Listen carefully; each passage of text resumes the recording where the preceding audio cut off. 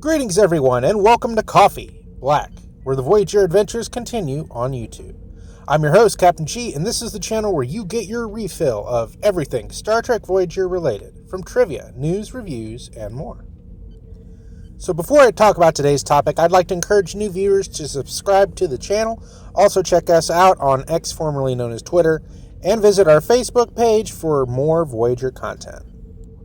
This video will be my breakdown for Star Trek Prodigy Season 2, Episode 17, Brink. Computer Access File, Episode 17 Alpha, and Enhanced View Screen. In a flashback on Solum, Essentia is trying to create a stable wormhole. While attempting to create it, Wesley appears and stops the machine. He tells her she's headed down a dangerous path and that he's seen the future. This intrigues Essentia, and her guards point their weapons at him. He says it's not wise to test a traveler and then proceeds to disarm them. Essentia uses her machine to blast energy at Wesley from behind, knocking him out. In the present, Voyager and the Protostar head for Solum, tasked with removing the time-space technology that was used to attack them. Gwen looks out into the stars as the command crew debate their next course of action. Gwen suggests letting her and the cadets gain intel on the planet and find out where Essentia's weapons are. Since they're technically not Starfleet, then it might not start a war or violate the Prime Directive. Janeway agrees to her plan and also grants her permission to rescue her father as well. Janeway and Gwen exit the meeting, and of course they find the cadets snooping outside, trying to hear the conversation. The cadets prep for their mission, and Gwen shows them a one-time use emergency site-to-site transporter device that they'll be taking on the mission. Majel joins the team as well, stating she resigned from the Nova Squadron so she wouldn't have any Starfleet affiliation during the mission. Rock also showcases her shortwave cloaking technology and says that it'll help them remain hidden during the mission, but admits there's still some kinks. Voyager scans the planet, confirming that Essentia is building a large military force. Janeway reconfirms with Gwen that their mission is to gain intel on Essentia's weaponry and to rescue Ithron.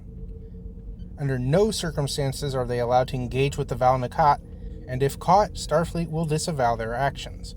Rock hands Bribble to Tysus and says not to worry, he's been potty trained. The cadets beam down to the planet and engage the cloak as they observe the citizens of Solum under martial law and use the cloak to move through the streets, mostly undetected. They reach Ithron's home, and Gwen asks the librarian where Ithron was taken, but it doesn't know.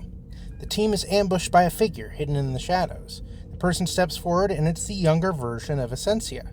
Unlike her alternate future version, she reveals that she's part of the resistance fighting against her future self's regime. Essentia also reveals intel about the weapons her evil self has created, Ithron's location, and that Wesley Crusher is being held prisoner.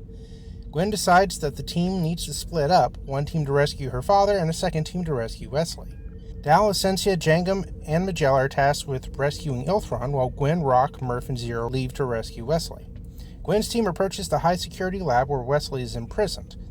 The cloak begins to malfunction, which catches the attention of the guards. Rock uses the opportunity to knock them out, and the group sneaks into the building. Elsewhere, Dal's group reaches the hover train depot where a prison train full of prisoners are being held. The crew sneak on board and break out Ithron and the Val Nakat elders, who part ways with Ithron as he joins Dal's group to reunite with Gwen. Back at the lab, Gwen tussles with a Val Nakat guard and knocks him out. The panel to the door is damaged, so the team wait for Murph to squeeze through the vent above the door. Suddenly, more Val Nakat guards walk around the corner, and Gwen and Zero use the body of the knocked-out guard as a puppet to distract the guards and send them on their way. Murph opens the door, and the cadets rush to Wesley, and he reveals that he allowed Essentia to capture him because it was part of his foreseen plan to have Essentia create the wormhole technology to return the Protostar back to Tars Lamora in the past. Rock punches through a wall so they can escape the room, and Wesley realizes Dal and the others are missing, which breaks his one rule that they all remain together, causing a variable he hadn't accounted for. He says this completely unravels his plan to fix the timeline, and the future is now uncertain. Dal's group arrives, but under gunpoint of Essentia and her guards. Essentia says thanks to Gwen's mistake, Solum's future is hers to control. Essentia points her weapon at Ithron, intent to kill him, But Gwen nods to Dow, who activates the emergency transporter and tosses it to Wesley, who catches it, beaming both him and Ilthron back to Voyager. Wesley falls after arriving on the bridge and tells Janeway they're all in danger, and he doesn't know what's going to happen next. And there you have it. That's our breakdown for the episode Brink.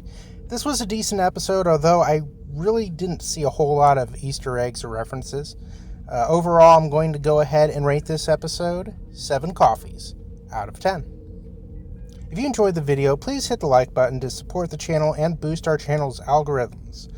Thanks for watching, and I will see you all in the next breakdown video. Everyone take care, live long and prosper.